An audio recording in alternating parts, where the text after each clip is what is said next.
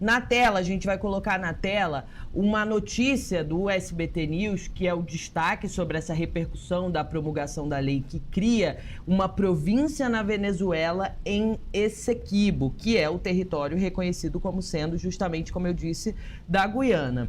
Até agora, não há manifestação do Palácio Itamaraty envolvendo o conflito de Essequibo e também não há uma previsão de que um posicionamento possa ser divulgado. Isso, apesar do Brasil ter se colocado como um mediador dessa situação há algumas semanas e também diante do fato do país, o Brasil, ser um ator importante nesse cenário, já que faz fronteira tanto com Guiana quanto com a Venezuela. E para falar mais sobre esse assunto de modo mais aprofundado, temos aqui o consultor internacional Richard Torciano, que já aparece na sua tela. Richard, muito bom dia para você. Como que você avaliou, viu, esse movimento de Nicolás Maduro depois de tantos pedidos, inclusive do governo brasileiro, para ele arrefecer um pouco a situação, dar um passo para trás? Bom dia, Murilo. Bom dia, Yasmin. Bom dia aos telespectadores do SBT News. Está dado, né, por tudo que nós estamos assistindo, que há um desrespeito à soberania territorial da Guiana. É um país que já é um país independente desde 1966. Né? Tem uma decisão tomada com relação a essa fronteira, em que pese, né, houve algum nível de contestação por parte da Venezuela, né, mas numa decisão em um ambiente de arbitragem há 125 anos, né,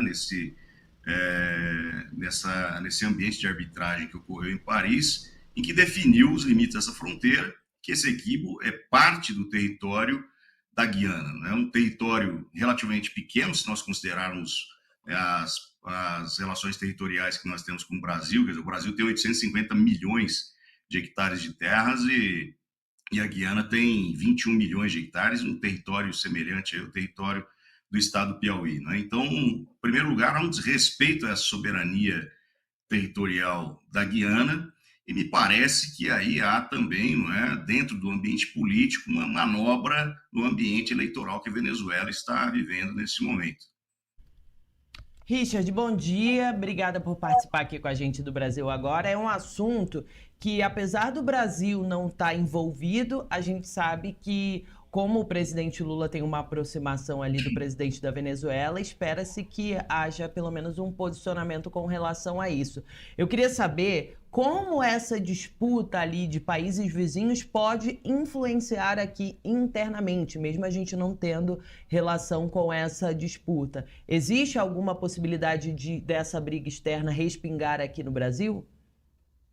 Do ponto de vista territorial, nós estamos literalmente colados, né, com a Guiana ali na fronteira com Roraima. Né? E a Guiana é um parceiro estratégico para o Brasil, porque aquela conexão entre Leta e Linden, na Guiana, né, que depois de estruturada a logística ali, passa a ser um parceiro estratégico para nós. Né? Penso eu que o Brasil deve, naturalmente, né, manter um comportamento diplomático de respeito com ambos países, aí, que são países independentes, mas, em alguma medida, não é, manifestar o desacordo com essa posição do Nicolás Maduro e reforçar a necessidade de respeitar o julgamento da Corte Internacional de Justiça, porque antes desse julgamento, naturalmente, essa decisão do presidente Nicolás Maduro, sob o meu ponto de vista, não tem efeito prático nenhum.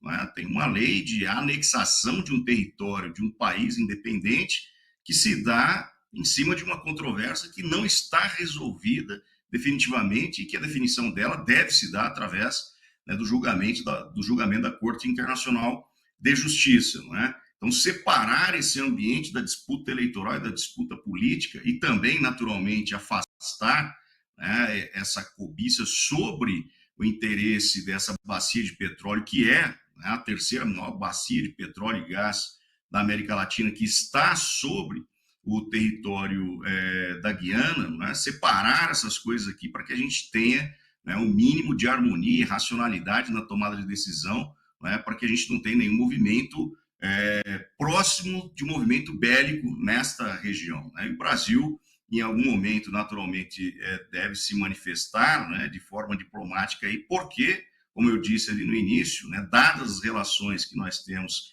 e a conexão fronteiriça com a própria Guiana, né, e a evidência de que a Venezuela não consegue se apropriar territorialmente dessa região de Essequibo sem passar pelo Brasil, né, esse diálogo ele vai ser necessário, né, o respeito à diplomacia, e o Brasil, sob um ponto de vista, tem um papel estratégico em Itamaraty aí de buscar, de fato, uma conciliação entre essas duas nações.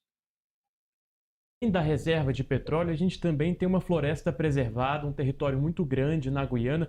Vamos trazer para quem está acompanhando aqui os pontos, né, que deixam a Venezuela tão de olho nesse território, que fazem Maduro ter essas ações aí que são tão criticadas, né? Além do petróleo, o que a Guiana oferece de potencialidades para que Maduro esteja cobiçando esse território?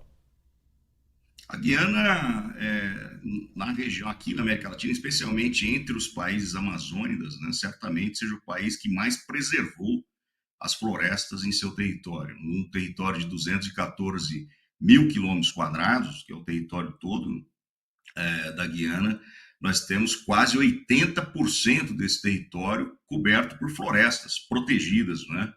E nós sabemos que hoje, nessa agenda global da mudança climática, né, do câmbio climático, tem um outro elemento econômico importante sobre essa agenda, que é a produção de créditos de carbono a partir da proteção da floresta, né?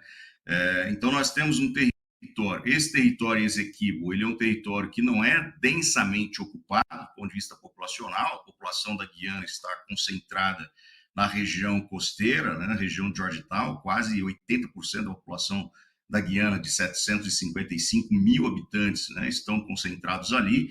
Então, nós temos uma área densa nessa região de Essequibo, também altamente protegida do ponto de vista florestal, com diversas comunidades indígenas vivendo ali, não é? E esse ativo ambiental, protegido pela Guiana, devidamente protegido, também, naturalmente, aí atrai, né, o interesse econômico por conta do potencial que se tem de geração de crédito de carbono, que é um elemento fundamental do ponto de vista ambiental para um país que descobre recentemente essa bacia de petróleo e gás, né? Ou seja, ao mesmo tempo que você tem uma prática e terá uma prática de extração desse petróleo, né, gerando a emissão de gases de efeito estufa, você tem um ambiente de compensação muito forte dentro do país, que é um território com 80% de cobertura florestal.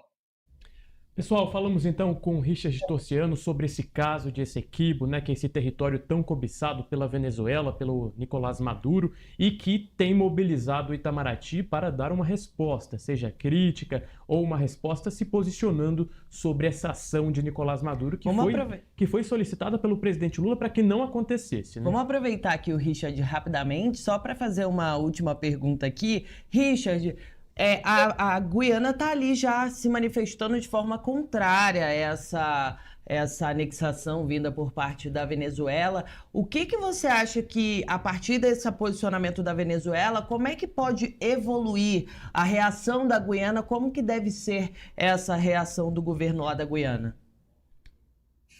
O que fica evidente, primeiro, é que a Guiana não é um país isolado no mundo, né? Ou seja, também tem suas relações estratégicas no ambiente geopolítico internacional.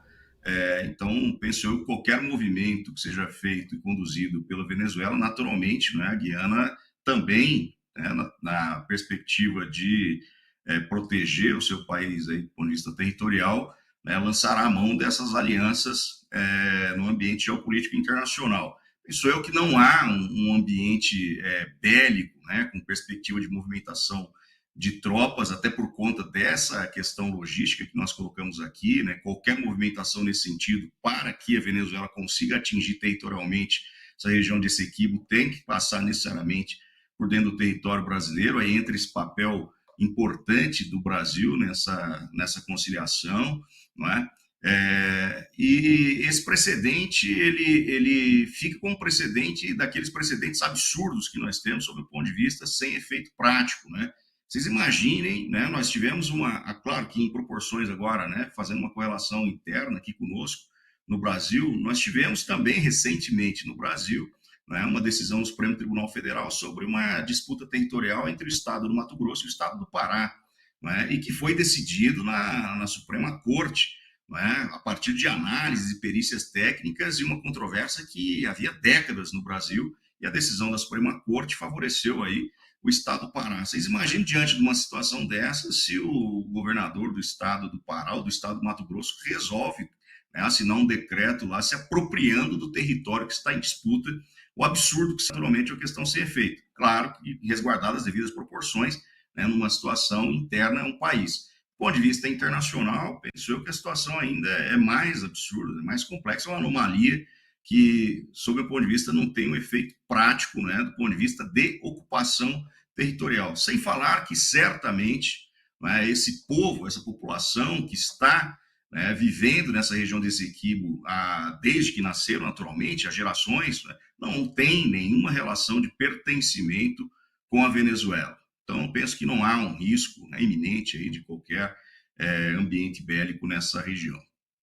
Perfeito, então, Richard Tossiano, muito obrigado pela sua participação, viu, meu caro, por ajudar a gente a entender esse imbróglio nessa região aí, muito próxima do Brasil, né, que faz fronteira aqui com o nosso país. Muito obrigado, sempre bem-vindo ao Brasil Agora. Eu que agradeço o Murilo, agradeço a Yasmin, agradeço aos telespectadores da SBT News. Obrigado.